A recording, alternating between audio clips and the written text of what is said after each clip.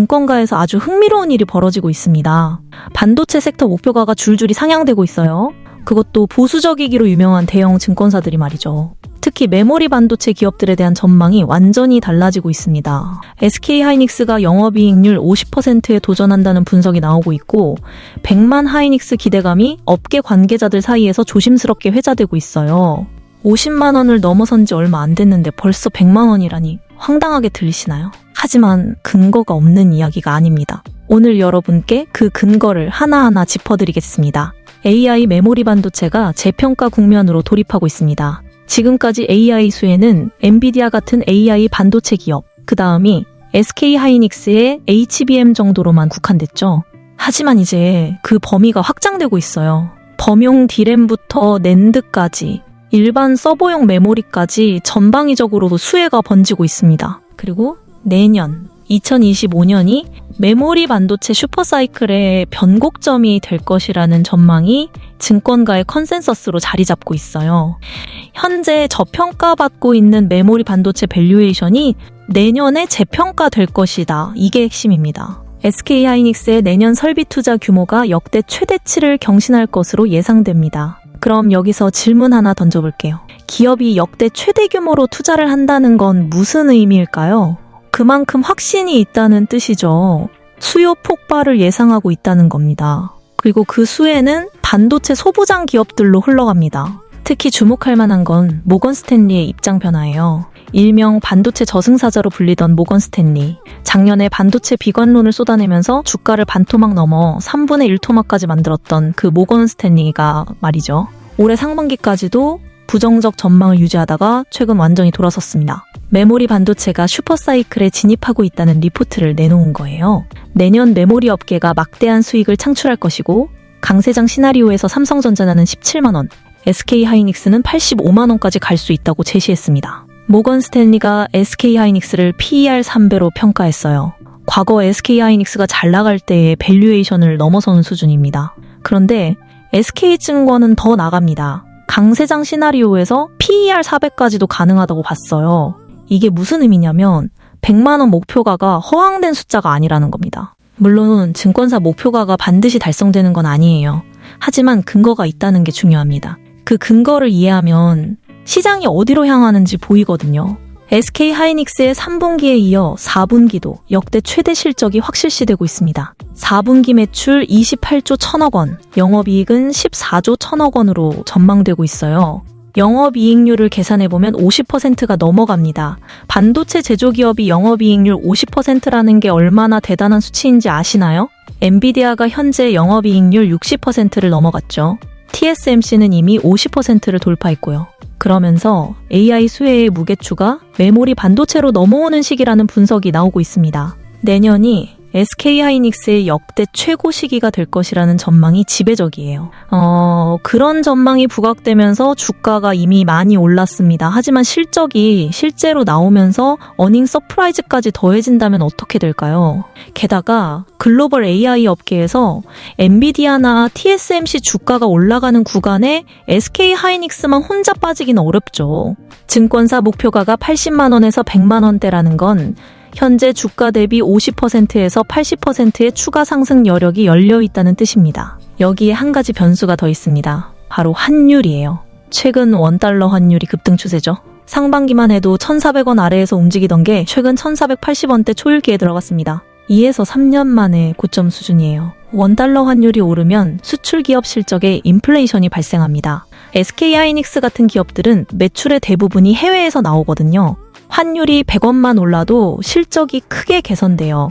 그럼 어닝 서프라이즈가 나타날 수 있고 주가도 함께 오르는 실적과 주가의 동반 인플레이션이 발생하는 겁니다. 지금 환율 상황까지 고려하면 내년 실적은 현재 전망치보다 더 좋아질 가능성이 높아요. 혹시 중국 메모리 업계가 DDR로 양산에 돌입한다는 뉴스 보셨나요? 걱정하시는 분들 계실 겁니다. DDR4 때 중국이 대량 생산하면서 메모리 가격이 폭락했던 악몽이 떠오르시죠? 작년에 그 여파로 삼성전자가 적자 전환까지 했었잖아요. 하지만 지금은 상황이 완전히 다릅니다. 중국이 만들고 있는 DDR5는 1A 나노 세대인데 우리나라는 이미 1B, 1C를 지나 지금 1C 플러스 세대까지 가고 있어요.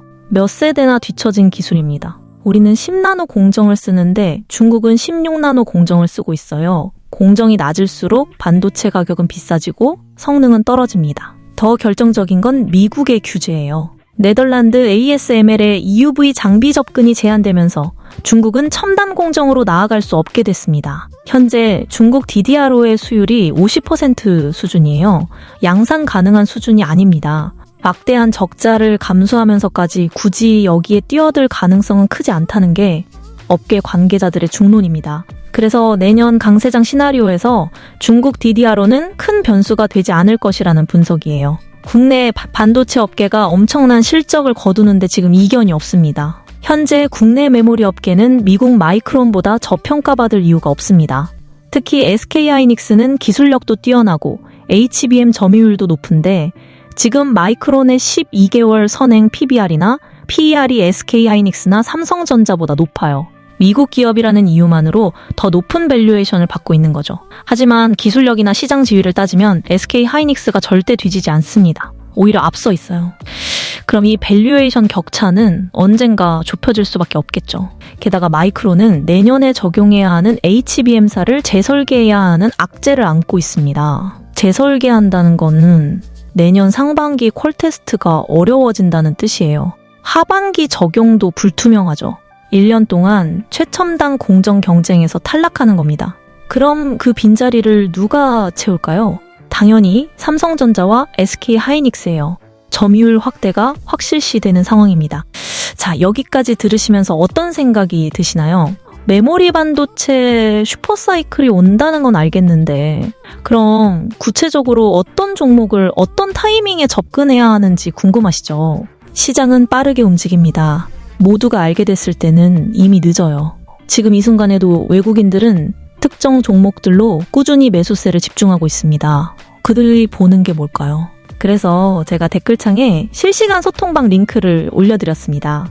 거기서는 급등주 정보, 대장주 공략 방법, 리스크 관리 전략까지 실시간으로 공유하고 있어요. 혼자 고민하지 마시고 함께 정보를 나누면 훨씬 더 정확한 판단을 하실 수 있을 겁니다.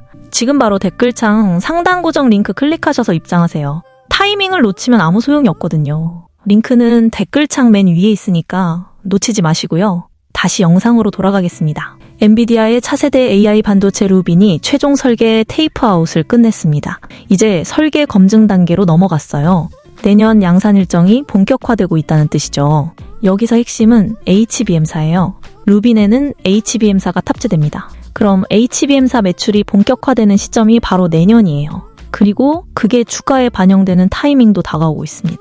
현재 AI 메모리 수혜가 HBM에만 집중되던 단계를 넘어서고 있어요.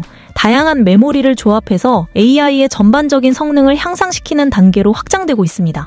HBM만이 아니라 범용 D램, 낸드까지 모두 중요해지는 거죠. 엔비디아는 한 가지 우려를 안고 있습니다. 바로 빅테크들의 자체 AI 반도체 개발 움직임이에요.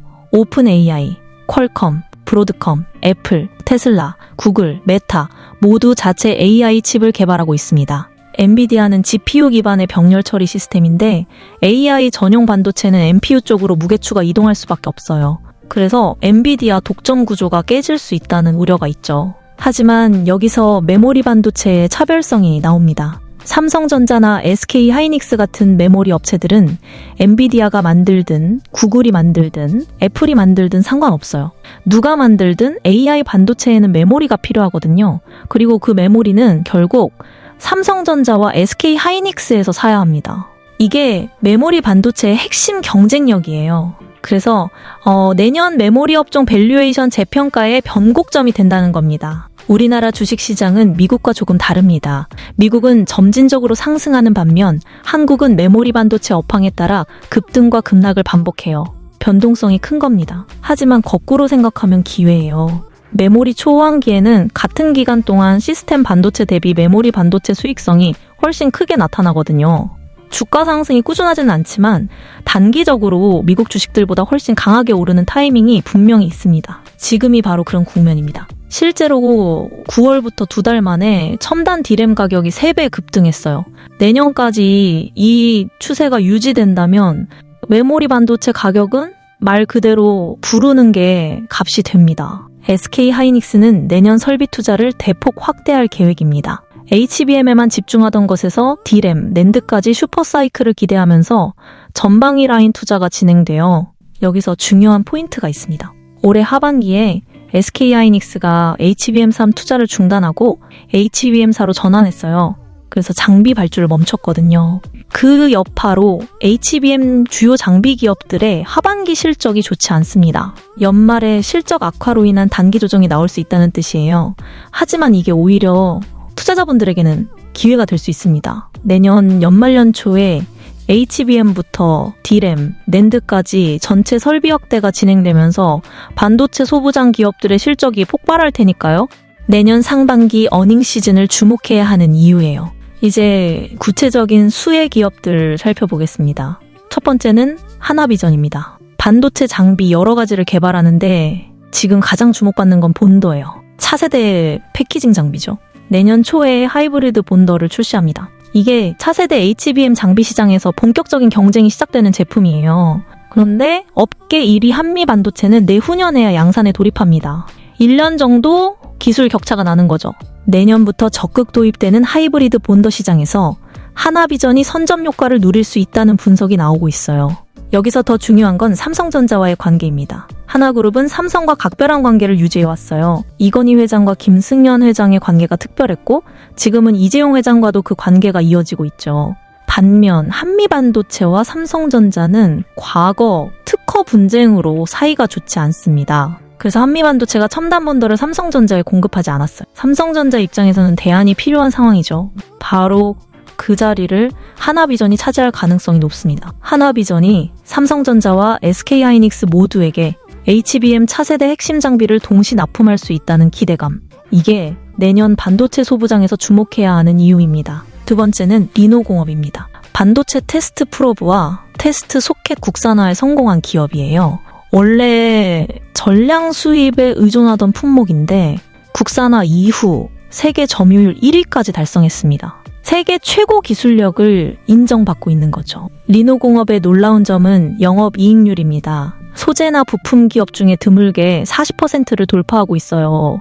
장비 기업도 아니고 부품 기업이 40%라는 게 얼마나 대단한 수치인지 아시죠? 그만큼 기술력이 독보적이라는 증거예요. 내년에는 매출 급증으로 영업이익률 50%에 도전할 수 있다는 전망까지 나오고 있습니다. 리노공업의 일명 리노핀이라는 제품이 있어요. 원래 비메모리 쪽으로 퀄컴, TSMC 등에 납품되던 제품인데 최근 HBM 같은 첨단 메모리 쪽으로 테스트 수요가 늘어나면서 매출이 급증하고 있습니다. 사상 최대 실적이 연일 갱신되고 있어요.